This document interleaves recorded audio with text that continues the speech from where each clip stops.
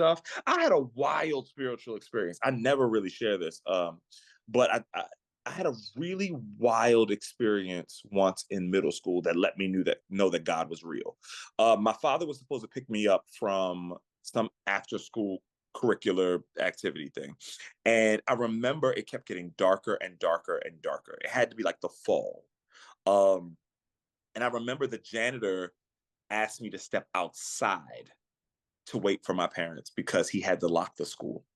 Mm, And everyone left, and I was alone. And I'm listening to him lock the chains behind me.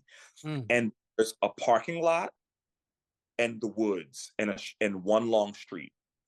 And I remember watching the street lights come on in the parking lot. And I just cried, not only because I was left and I was alone, but I knew my father wasn't coming. I Yeah. knew it. I knew it. And I knew at however old you are in sixth grade, you're probably 12. I knew that he wasn't coming. I knew that I was stranded. I knew that I was abandoned. I didn't have a cell phone. This is way before the time Yeah. of cell phone. And I'm stuck out here. And now the janitor has left. Right. And I just remember holding onto the straps of my book bag and crying until like I felt like I couldn't breathe. And I just felt this still small voice like deep inside of me just say, breathe, breathe. So I started breathing slower. And then I heard this voice say, walk.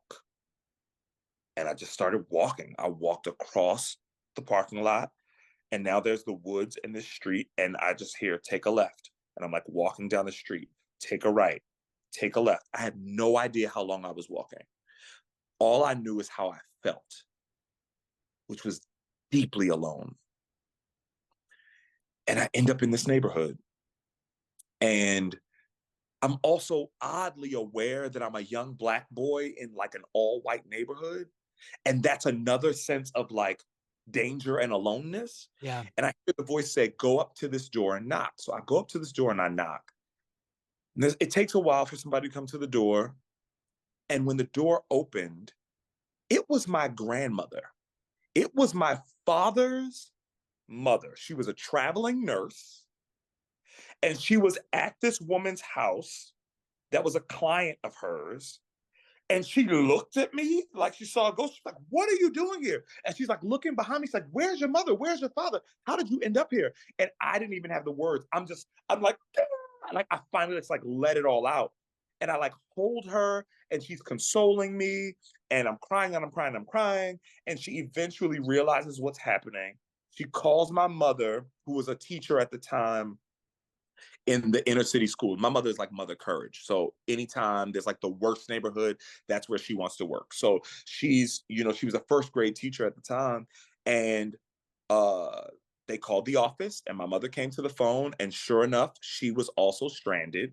Um, for some reason, I think one of the cars were broken and my dad had the car. He was supposed to pick us all up that day.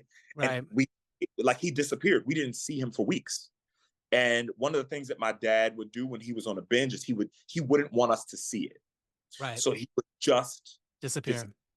I just want to go back to the fact of all those houses that you could have knocked on. You knocked on the house that your grandmother was at. this is why for me, I mean, outside, outside of church, outside of whatever, yeah, you can't tell me there's not something. you can't. Yeah. You can't tell Yeah. me. I experience it. That's what I mean. Like, I'm not going to get into a debate with someone over whether God is real or not. That to me is irrelevant. Your Right. path. I know I experienced personally Yes. something very real Yeah. that was guiding me Yeah. in one of the most traumatic experiences in my life of being like Yeah. abandoned at a place I was supposed to feel safe by a person I was supposed to feel like I could rely on. Yeah. And in that moment, there was a God that I could rely on. There was a something Right. bigger than me Something that bigger than kept, you was going on. yeah, that kept me safe and guided me to Yeah. safety. Beautiful. Wow. Thank you for sharing that story. I got chills and, and had a little bit of crying happening.